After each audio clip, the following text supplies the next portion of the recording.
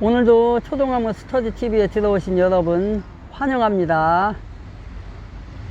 먼저 구독 안 하신 분은 구독 부탁합니다. 좋아요 부탁합니다. 오늘은 날씨가 구름이 좀 꼈네요. 구름이 좀 꼈고요.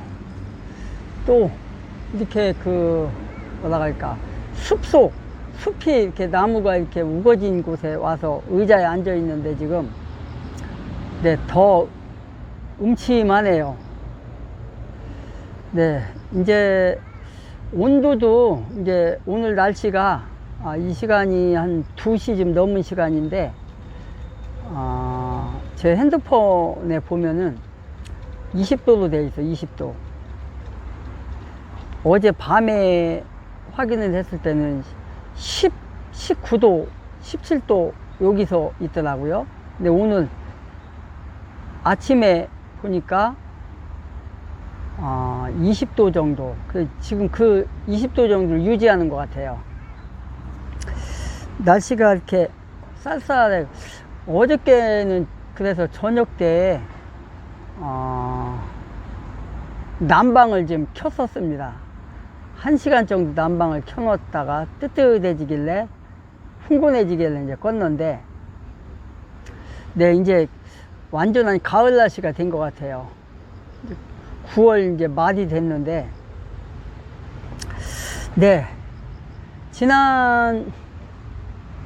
지난주에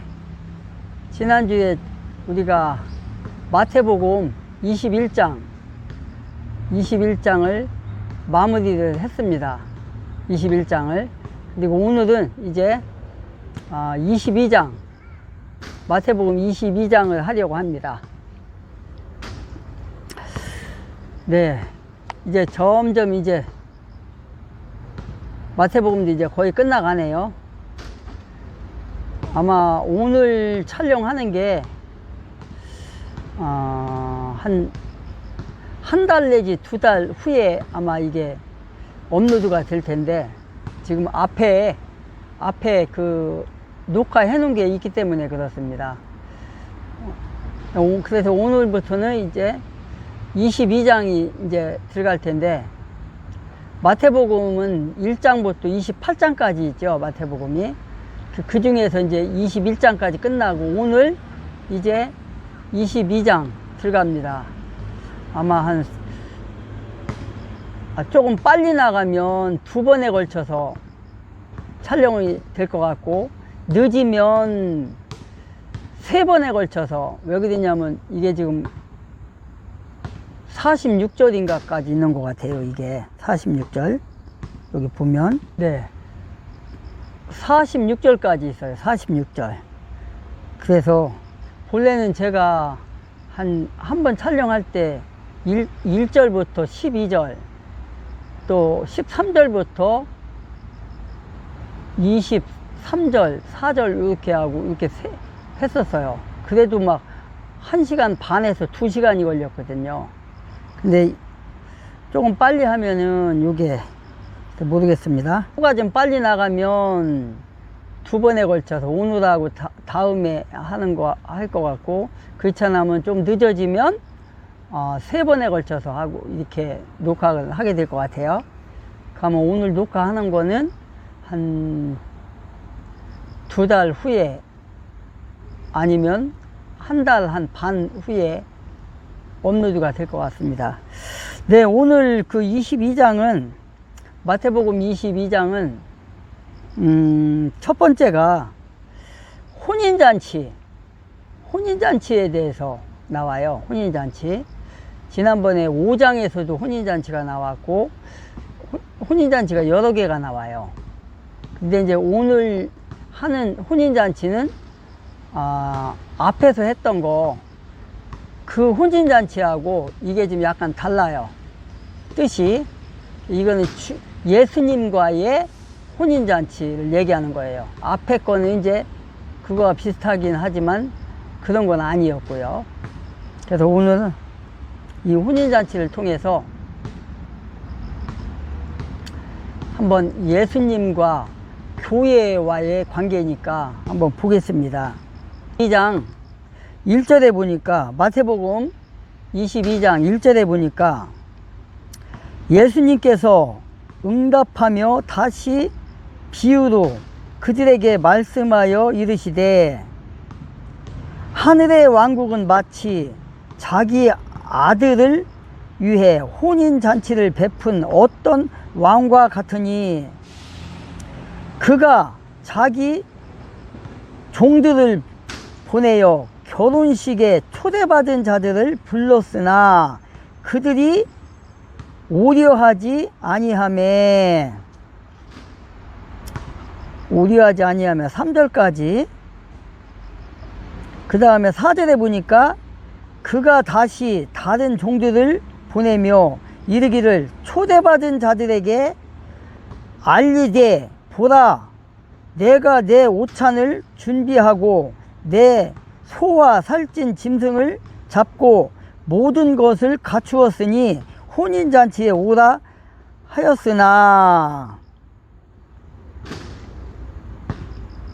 5절에 보니까 그들이 그것을 가볍게 여기고 자기들의 길로 가되, 하나는 자기 농장으로 가고 다른 하나는 장사하러 가며.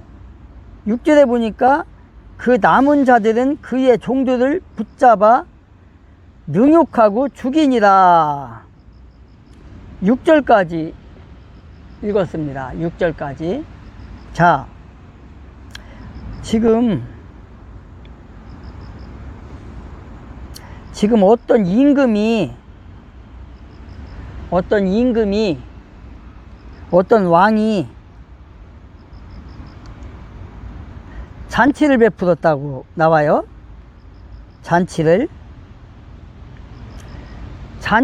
베풀었는데 혼인잔치래요. 혼인잔치. 어떤 임금이, 그러니까 자기 아들을 결혼을 시키는 거예요. 지금 보니까 결혼. 지금 22장에 1절부터 보니까 혼인잔치에 미리 준비되었던 사람들이라고 지금 얘기하고 있어요. 미리 먼저 혼인잔치에 초청장을 이미 보냈어요. 준비해서 보냈는데 뭐라고 그래요? 다 필결을 대고 안 와요. 어떤 사람은 장사하러 가야 된다 가고, 어떤 사람은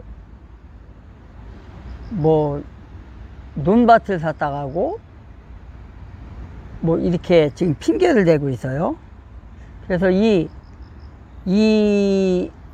마태복음 22장에서는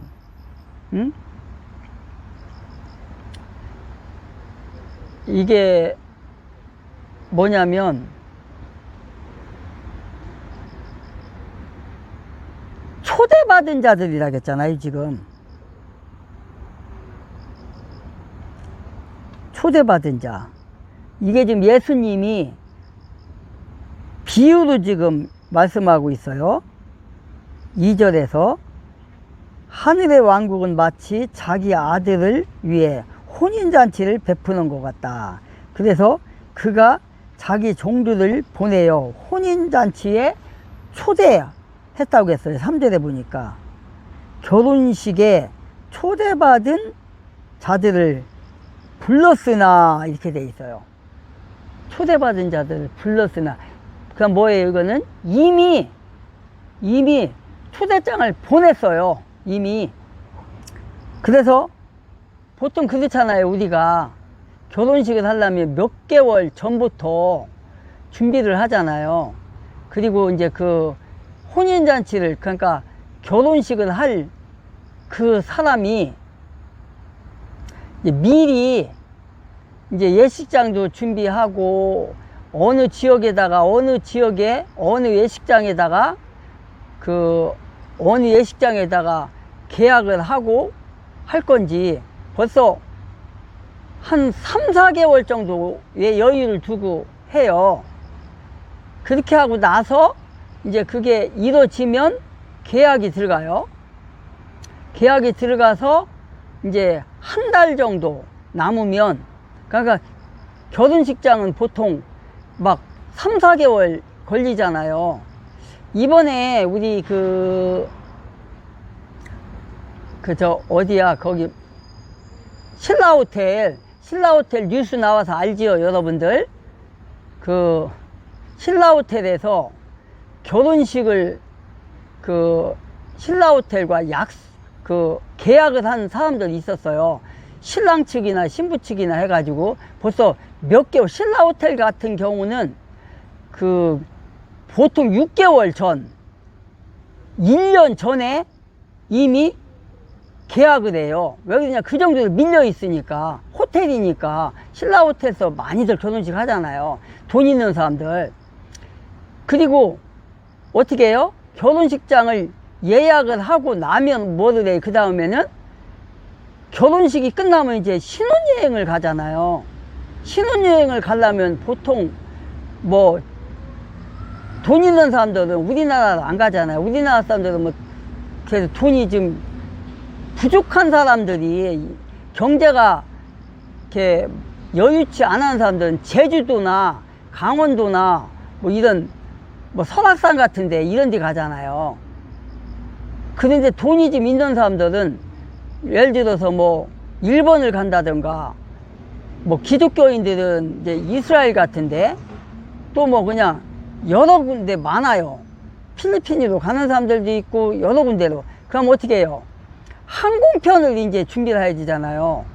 그러면은 어떻게 돼요? 신라호텔 같은 경우에 계약이 끝나고 나면, 결혼식이 끝나고 나면 이제 신혼여행을 가야 되니까 항공사에다가 그걸 또 문의를 해요. 그렇게 하고 거기에 맞게끔 그때 한단 말이에요. 그래서 이미 돈이 다 치러지고 된 거예요. 그렇게 해갖고 혼인식이 이루어지는 거거든요. 근데 이번에 어떻게 됐어요? 우리나라 경주에서 무슨 뭐가 열린대요? 뭐더라, 그것더라? 그게 이제 각 나라에서 몇 년 전에 그게 이루어지게 돼 있어요. 아이팩인가 그거죠. 그게 열리는데, 경주에서 이번에 열린대, 우리나라. 그게 지난번에 모였던 그곳에서, 다음에는 어디서 하겠다라는 게, 그게 주어지는 거예요. 근데 그게 우리나라란 말이에요. 그게 경주. 그러면은 벌써 최소한 1년 전이나 몇 년 전에 그게 준비가 된 거예요. 그런데 이게 지금 뭐가 지금 이상하게 돌아가고 있잖아요. 윤석열 대통령이 탄핵이 안 당했으면 이런 일도 없는데, 탄핵을 당하는 바람에 지금 이런 상황이 벌어진 거예요, 사실은. 그런데 이제 더불어당에서는 지금 어떻게 돼요? 더불어당과 이재명이는 시진핑이를 지금 오기를 바라는 거예요. 그냥 시진핑이가 오게 되고, 또 트럼프 대통령이 오게 되고, 이렇게 된단 말이에요. 근데 트럼프 대통령은 미국 사람들은 이제 미국 대통령들 우리나라 오면 이제 어디 묵는 데가 또 따로 있어요. 거기가 어디더라? 그 호텔인데, 거기는 이제 미국에서 많이들 거기 올 때마다 거기서 묵어요, 그 호텔. 근데 이번에 시진핑이 원래는 경주에서 해야 되는데, 경주에서 준비를 못 하는 거예요, 그거를. 만찬 자리에 화장실도 없고 물도 안 나온다는 거잖아요.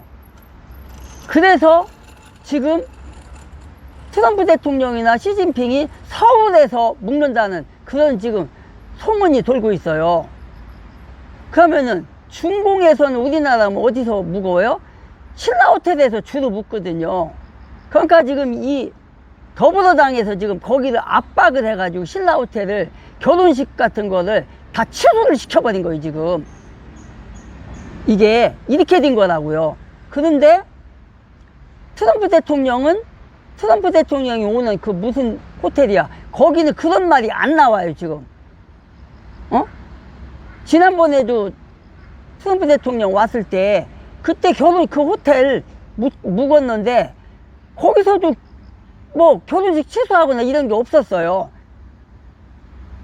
그러니까 공산주의자들은 이런 아이들이에요. 아예 호텔 자체를 못하게 하는 거예요. 그 기간 동안. 이게 얼마나 독재입니까? 이게 공산주의자들은 저런 자들이에요. 국민에게 피해를 주잖아요. 지금 수십 명이 수백 명이 지금 이 꼴을 당하는 거예요. 지금 시진핑이 하나 올지 안 올지도 모르는 상황에서 이렇게 독재를 하고 있어요. 자, 무슨 말을 하려고 하는 겁니까? 지금 혼인잔치를 하게 되면, 결혼식을 하게 되면 벌써 몇 개월 전부터 준비가 되는 거예요. 지금 여기서도 지금 그런 거예요. 3절에서 결혼식에 그가 자기 종들을 보내요. 혼인식에, 결혼식에 초대받은 자들을 불렀으나, 초대받은 자들이라고 나와야죠. 이미 초대를 한 거야. 이미 초대장을 이미 보낸 거야. 청첩장을. 여러분들도 결혼식 하려면 아까 서두에 얘기했지만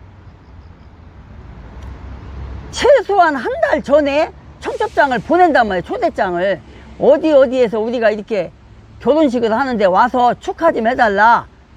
새 출발하는 이 신혼 부부들에게 힘을 좀 불어넣으려고 한 달 전에. 저도 작년이죠. 작년하고 3년 전하고 4년 전에 제가 이제 같이 신학대학교에서 공부했던 그 동기 중에서 딸이 결혼식을 한대요. 벌써 그게 3년 전이었는데 결혼식을 한다고 초대장이 왔어요. 한 달 전에. 그래가지고 이제 그 시간에 이제 갔어요. 제가 한 달 전에 온 걸. 그게 미리 보낸단 말이에요. 초대장을. 그리고 작년에 또 둘째 딸이 결혼식을 한다고 초대장이 또 한 달 전에 왔어요. 한 달 전인가 15일 전인가 하여간 왔어요. 미리 초대장을 보낸단 말이에요. 그래서 그 딸이 결혼식 할 때 처음에 3년 전에는 제가 거기에 이제 청첩장에 보면은 계좌번호가 있어요. 신부 측 엄마 계좌번호가 나와 있고 신랑 계좌번호가 있어. 부모님 결혼 계좌번호가 올라와 있거든요. 그래서 저 같은 경우는 이제 신랑, 그러니까 신부 측 아버지에게 이제 통장으로 보냈는데, 그렇게 하고 이제 갔는데 동기 전도사님이 저한테 이제 그러는 거야. 그냥 올 때 봉투에다 담아갖고 오지 왜 여기다 보냈냐 하면서, 작년에 갔을 때는 그 전에 아예 가기 전에 그러더라고요. 그 봉투에다 돈을 담아갖고 라고 계좌로 보내지 말고. 그래서 이제 알았다고. 그렇게 하고서 이제 제가 돈을 챙겨갖고 갔어요. 그렇단 말이에요. 이렇게. 자, 그래서 3절에 보니까 초대받은 자들을 불렀으나 이렇게 돼 있어요. 이렇게 미리미리 이렇게 보내는 거예요. 그러니까 지금 여기서 근데 뭐라고 그래요? 3절에서 초대받은 자들을 불렀으나 그들이 오려 하지 아니하매, 4절에 그가 다시 종들을 다시 보냈대요. 근데 어떻게 됐대요? 초대받은 자들에게 알리되, 보라, 내가 내 오찬을 준비하고 소와 살찐 짐승을 잡았대요. 푸짐하게 한 거예요. 지금 이게 신랑 측에서, 신랑 신부 측에서 소를 잡았대요. 살찐 소를, 짐승을 잡고 기다리고 있대요. 와서 이 혼인잔치에 와서 축하 좀 해줘라, 이렇게 한 거예요. 혼인잔치에. 4절에 보니까. 근데 5절에 뭐라고 하고 있어요? 그들이 그것을 가볍게 여기고 자기들의 길로 가되, 하나는 자기 농장으로 갔대요. 그 다음에 다른 하나는 장사하러 갔대요. 그 다음에 6절에서는 뭐라고 그래요? 그 남은 자들은 그의 종들을 붙잡아 모욕하고 죽였대요. 이런 사태가 지금 벌어졌다는 거예요. 지금 이걸 누가 지금 얘기하는 거예요? 예수님이 비유로 얘기하는 거예요. 지금 이게 뭐예요? 그러면 천국에 대한 거예요. 천국의 혼인잔치. 이게 비유로 앞으로 요한계시록에서 이뤄질 그거를 지금 여기서 예수님이 비유로 지금 얘기하는 거 이게요. 응? 이게 지금 언제 얘기하는 거예요? 고난주간이잖아요. 지금 고난주간. 지난번에 왜 21장에서 우리 그 예루살렘에 예수님이 입성을 했잖아요. 그러면서 제자들을 2명을 불러가지고 어떻게 했어요? 그 어디를 가면 낙이 새끼와 낙이 어미가 매여 있는데 그걸 끌고 와라 그랬잖아요. 그걸 그 낙이 새끼를 타고 어떻게 했어요? 예루살렘 성전으로 입성을 했잖아요. 예루살렘으로. 그래갖고 호산나 호산나 이렇게 그 사람들이 했잖아요. 올리브나무 꺾어갖고 막 기대자 펼치고 막. 그래갖고 성전에 들어가서 어떻게 했어요? 매매하는 자들, 돈 바꾸는 자들을 막 상을 엎고 막 채찍질 해갖고 쫓았다겠잖아요. 그때부터 사순절이 들어가는 거거든요. 사순절이 뭐예요? 고난기간. 고난기간을 얘기하는 거거든요. 지금 이 비유를 지금 그걸 얘기하는 거예요. 지금 그 성전에 들어갔을 때 어떻게 했어요? 바리새인과 사두개인과 그 대제사장들이 예수님한테 대적을 했잖아요. 안 받아들였다고요. 하나님의 아들로 신으로 안 받아들였어요. 그 얘기도 하는 거예요. 그래서 이 비유는 천국에서 배척될 자들을 지적하고 있는 거예요. 지금 이게 여기서 응? 그 중에 혼인잔치에 이 비유는 혼인잔치에 천국에서 배척될 자들을 지적하고 지금 있는 거 이게 이 내용이 전장에서 21장에서 21장 28절부터 32절에 우리 봤잖아요. 거기서 그리고 33절과 41절에서 우리가 하고 넘어온 거예요. 이게요. 응? 그거와 맥을 같이 하는 세 번째 비유라는 거 이게요. 지금 응? 그래서 이것은 바로 뭐라는 거예요. 지금 이게 권세에 대한 지금 논쟁을 말하고 있는 거예요. 권세 잡은 자들이, 권력 잡은 자들이 지금 예수님한테 지금 대적하고 있는 걸 얘기하는 거예요. 지금 그것을 말하는 거예요. 지금 응? 그래서 지금 권세에 대한 논쟁으로서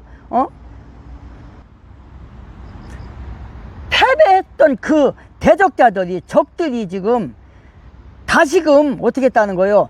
바리새인과 헤롯 당과 사두개인과 율법학자들의 그들이 예수님 앞에 어떻게 했어요?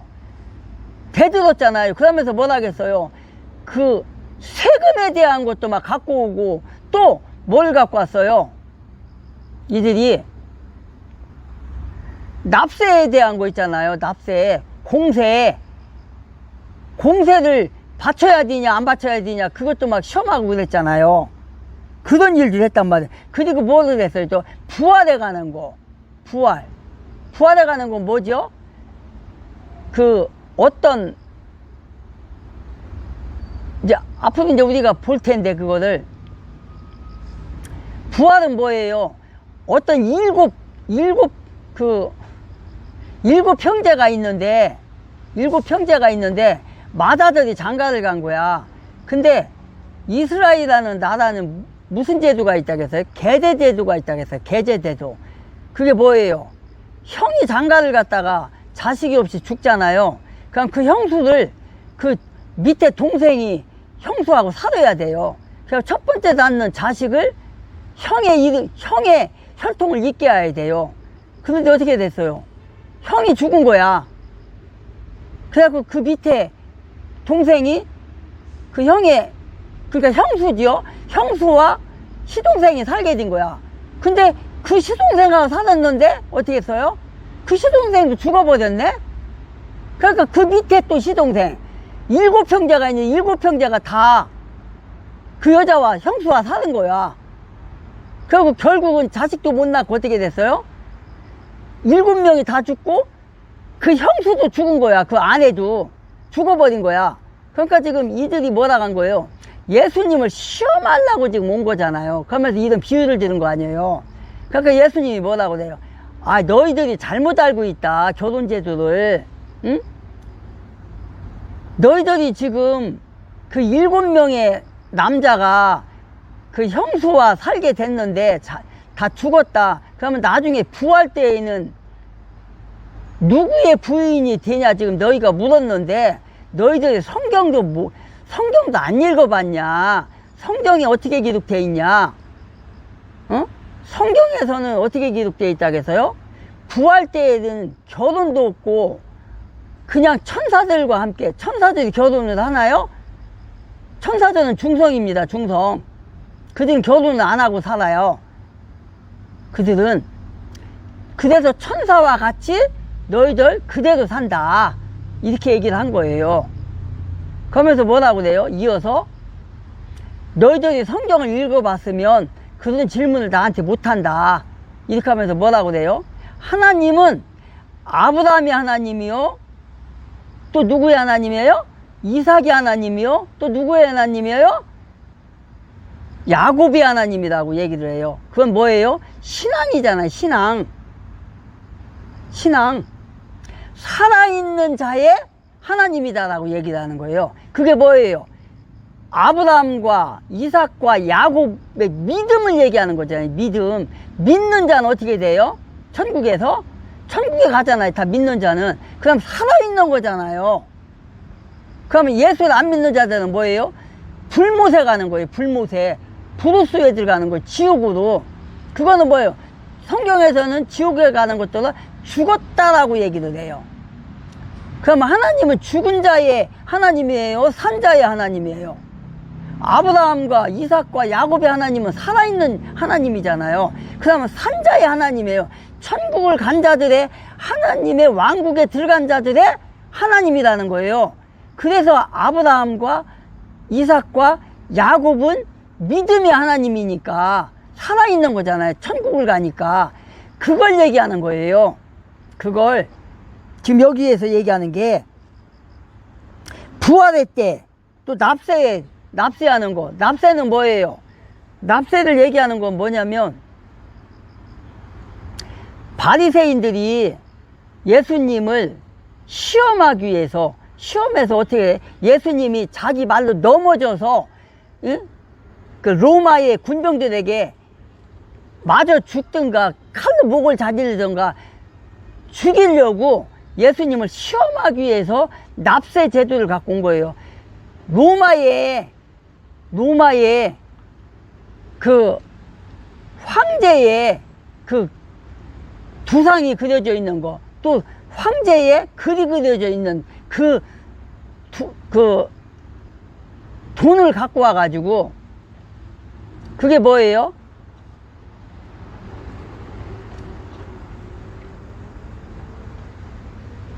데나리온이잖아요. 데나리온. 데나리온은 뭐예요? 이스라엘의 돈인가요? 아니요. 로마의 돈이에요. 데나리온이. 그러면은 그 데나리온을 가지고 온 거예요, 지금. 그러니까 예수님이 뭐라고 그래요? 그 데나리온을 나한테 달라. 한 데나리온을 받아가지고 예수님이 뭐라고 그래요? 그 돈을 보면서, 이 두상이 누구 거며 이 글이 누구 거냐? 바리새인한테 물어보는 거예요. 그 종교 지도자에게. 그러니까, 예, 그거 로마 황제의 두상입니다. 그리고 로마 황제의 글입니다. 이렇게 얘기를 하는 거예요. 그러니까 예수님이 뭐라고 그래요?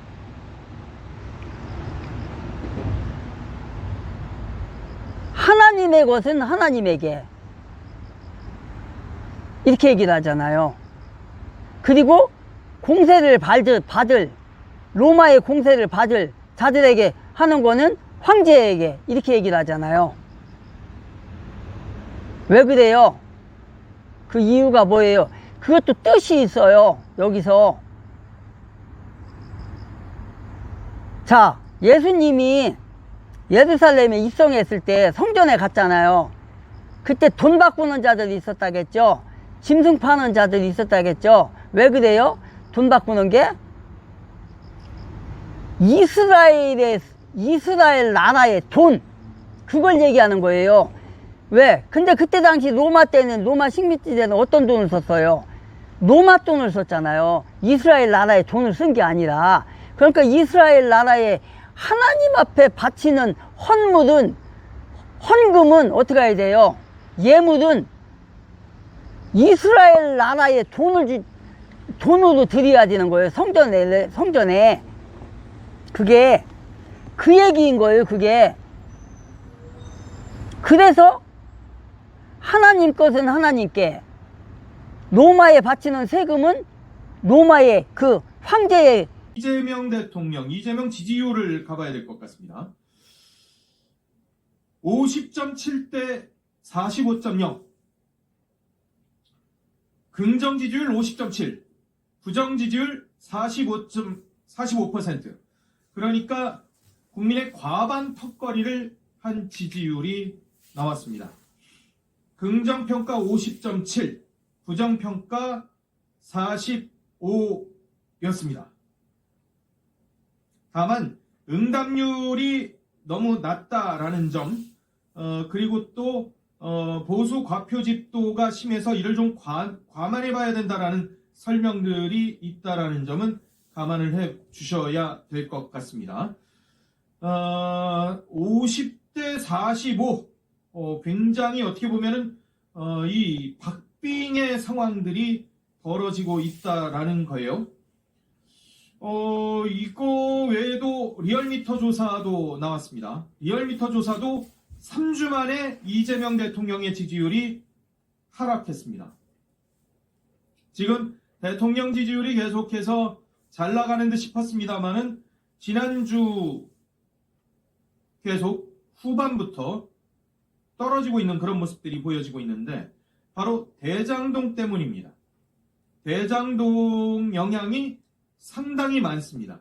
대장동의 항소 포기한 영향으로 파장이 계속되고 있는 그런 상황들, 여기가 이 굉장히 대통령의 위크 포인트가 되고 있는, 약점이 되고 있는 그런 상황이라는 점을 여러분께서 보셔야 될 것 같습니다.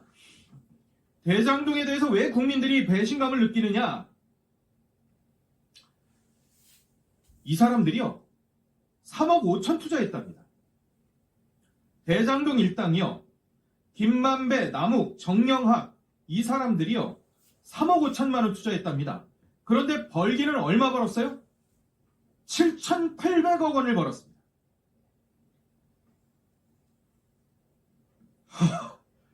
이게 7,800억 원을 벌었다고 합니다. 3억 5천 넣고 7,800억 원 수익을 얻었다라는 상황들에 국민들은 배신감을 느낄 수밖에 없는데, 그런데도 불구하고 이 사람들에 대해서 항소 포기를 했다. 이 사람들이요, 부동산을 엄청 대박 터뜨렸잖아요. 3억 5천으로 7,800억을 벌었는데, 그런데 돈 버니까 뭐 했는 줄 아세요? 또 부동산 투자를 합니다. 부동산 사재기를 하고 로비에 사용을 합니다. 특히나 강남 부동산을 집중적으로 쇼핑하게 되는 그런 상황들이 벌어지고 있습니다. 천화동인 5호 소유주 정영학 씨, 뭘 했느냐? 2020년 서울 강남구 신사동의 한 빌딩을요, 가족 명의로 173억 원에 매입을 했다고 합니다. 남욱, 2021년에 300억짜리 서울 강남구 역삼동 건물 구입했고요. 김만배, 2019년 말부터 본인과 가족 명의로 서울 목동의 단독주택 그리고 빌라 8채, 서울 중랑구 건물, 경기 수원시 토지. 그런데 지금 이 가격들 얼마냐? 몇 배씩 올랐다는 거잖아요. 3억 5천 원으로, 3억 5천만 원으로 7,800억 벌었는데 그걸 또 부동산 또 샀어요. 근데 또 샀는데 그걸 강남권에 집중적으로 샀어. 그러니까 지금 5년 가까이 지난 시점에서 그 가격들 상상해 보십시오. 시가로 헤아릴 수도 없을 그럴 상황들이 지금 벌어진 거예요. 그런데 어떻게 해요? 항소 포기했어요. 그래서 현재까지 추징된 500억도 안 되는 428억 정도 돈 외에, 한 500억도 안 되는 돈 외에 나머지 7,400억 원은 돌려받을 길이 지금 쉽지 않다는 겁니다. 민사소송에 라고 얘기하지만 민사소송에서 이게 과연 돌려받을 수 있나? 법조계에서는 쉽지 않을 수도 있다라는 얘기들을 중론으로 하고 있습니다. 이 사람들요, 그냥 자기 돈으로 자기가 잘 벌면 그거 뭐라 그럽니까? 그냥 우린 부러워할 뿐이죠. 로또를 한 700방 맞았네. 로또 1등 700번 냈네. 저럴 수도 있구나. 라고 생각할 수도 있겠죠. 정상적인 방법으로 이렇게 됐다면. 그런데 이게 과연 정상적인 방법이었냐고요. 범죄잖아요. 범죄. 그런데 그거를 추징을 안 해. 왜? 항소를 안 했습니까? 국민들은 이런 거에 배신감을 느끼죠. 사촌이 땅을 사서 배가 아픈 게 아니에요. 그냥 그건 배만 아프죠. 근데 이거는요, 부러워할 일이 아니라 범죄잖아요. 범죄로 이룬 수익인데 그걸 취징을 못한다라는 게 그거는 정의의 문제잖아요. 이거는 내 사촌이 땅을 사서 배가 아픈 그런 개인적인 욕구나 욕망 그런 게 아니라 정의냐 아니냐, 내가 과연 이렇게 해서 돈을 벌었다면, 범죄 수익으로 벌었다면 과연 내가 번 돈을 추징을 안 해갈 거야? 아니잖아. 내가 범죄를 일으키지도 않지만 혹여 만에 하나 그런 일이 있다 하더라도 과연 그럴까? 아니잖아. 왜 얘네들은 추징을 안 하는데? 왜 항소 안 하는데? 뭐가 있지? 라고 생각할 수밖에 없는 그런 상황이 벌어지니까 지금 그 여파로 대통령 지지율까지 빠지고 있다는 거예요. 자, 국민들의 상당수가 그러면은 이 얘기는 뭐예요?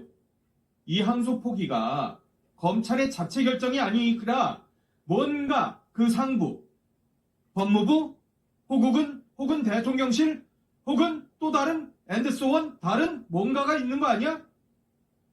이렇게 자꾸 생각을 하고 있다는 거죠. 그러다 보니까 대통령 지지율까지 부정적 영향이 커지고 있고, 지지율이 리얼미터에서도 3주 만에 하락, 그리고 아까 천지일보 조사에서는 부정평가와 긍정평가가 5%포인트 정도밖에 차이가 나지 않는 그런 상황까지 벌어지고 있다는 거죠. 이 와중에 추징금 빵원 누구? 남욱. 추징금 빵원 남욱은 적반하장으로 뭐합니까? 이거 이럴 줄 알았죠. 항소 포기로 재산 족쇄 풀렸잖아요. 그러니까 어떻게 해요? 강남 땅 500억 원에 내놨습니다. 1심 재판에서 추징금 선고 안 받은 사람이 있었어요. 누구냐? 남욱이었어요. 그래서 자기 법인 명의로 소유한 서울 강남 땅을 매물로 딱 내놨어요. 왜? 2심에 항소 안 했으니까. 1심에서도 추징금 없는데 2심 항소 안 했으니까 그 부분은 다툼의 여지가 없어요. 이미 사실상 확정된 거야. 그럼 이 사람은 빵원이에요. 추징금이, 남욱은. 그러니까 내가 대표로 있는 강남 땅 나는 팔 거야 하고 딱 내놨습니다. 2021년 4월에 300억 원에 매입한 서울 강남구 역삼동에 있는 부지예요. 500억 원에 지금 매물로 소개가 되어 있답니다. 이 부동산은요, 2021년 8월에 건축 허가를 받았습니다만 이후에 설계를 취소해서 남욱이 검찰의 추징에 대비하는 것 아니냐, 이런 해석이 나왔었어요. 원래는 그러니까 건축 허가를 받았었는데 설계를 취소를 했다는 거예요. 왜? 검찰에서 이거 추징할까봐. 그러면 건물 만들어 놓고 그러면 추징해버리면 더 불편하잖아요. 그래서 설계도 취소를 했었다는 거예요. 그런데 이후에 검찰이 항소를 안 했어. 항소를 포기해버렸어. 추징 안 하네. 그러니까 딱 바로 매물로 딱 내놓는 거죠. 300억에 산 것을 200억 더 얹어서 500억. 그래, 싸게 내놓는다. 500억. 200억만 먹지 뭐. 이거 아니겠어요? 바로 지금 대장동 일당의 자산이 현금화되기 시작하고 있는 거예요. 뭐 때문에? 항소 포기했으니까. 기다렸다는 듯. 항소 포기 며칠 됐어요? 며칠 안 됐어요. 근데 바로 기다렸다는 듯 이렇게 딱, 야, 300억 샀으니까 뭐 500억 그래. 내가 더 받을 수도 있겠지만 그냥 뭐 500억 정도. 이 사람만 이렇습니까? 아니죠. 김만배, 정여강은 가만히 있을까요? 나무기 저랬네? 나도 이럴 수밖에 없을 거 아니겠어요? 이런 상황들이 불을 보듯 뻔했는데 민사소송하면 된다고요? 글쎄요. 어느 정도나 민사소송을 해가지고 과연 받을지